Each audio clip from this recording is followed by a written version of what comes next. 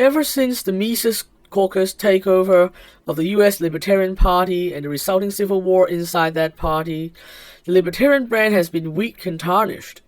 This has come at a very unfortunate time, as authoritarian forces are on the rise across the West. Just when we needed Libertarianism to be strong, she is badly wounded. As I've said before, while I'm not a libertarian immediatist, libertarianism has long been an important part of the Western political landscape, holding the destructive ambitions of self-righteous wannabe authoritarians at bay. A West without libertarianism would likely descend into competing groups of authoritarians with religious zeal, fighting over who gets to shove their beliefs down other people's throats. This is why we need to save libertarianism.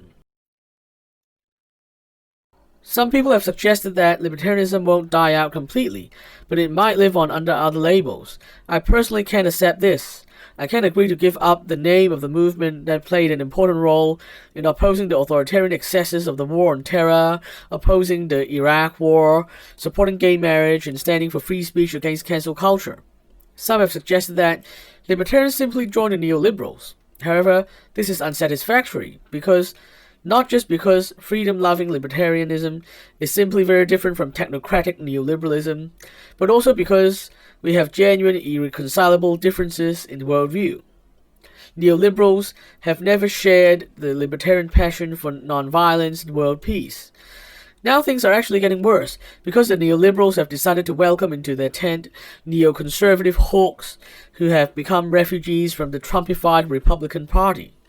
While I have some sympathy towards old-school Republicans being forced out of their party by Trumpism, simply because there's a clear parallel to what is happening to libertarianism and to the woke skeptical movement I consider myself a part of, this sympathy doesn't extend to willingness to be in the same tent as neocon hawks. After all, opposition to the 2003 Iraq War was how I first got into politics, and my attraction to libertarianism began with its anti-war stance back then. Peace-loving libertarians being forced into a tent with those who have the opposite view is definitely a bridge too far for me. What we also need to remember here is that the US Libertarian Party, or even the kind of libertarianism it represents, don't actually own the libertarian label. There are civil libertarians, geo-libertarians, green libertarians, libertarian socialists, and so on.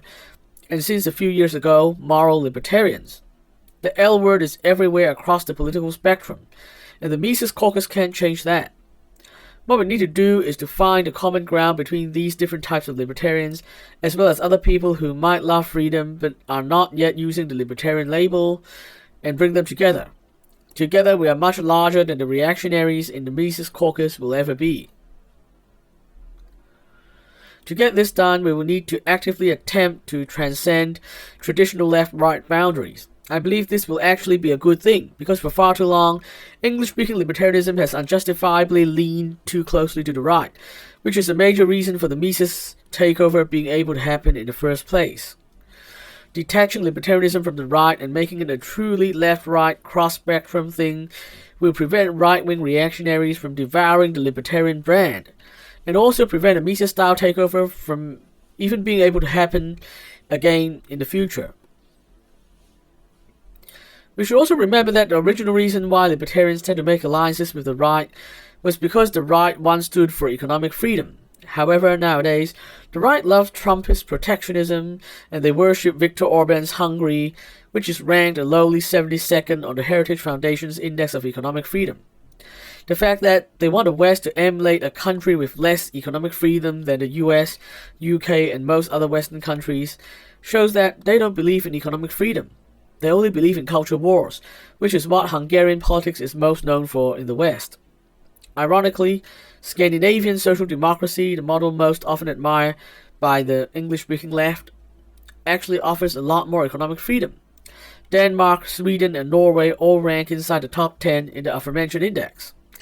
This just shows that the 20th century idea that the right is better for economic freedom is very outdated indeed. It's time to break free from these old stereotypes.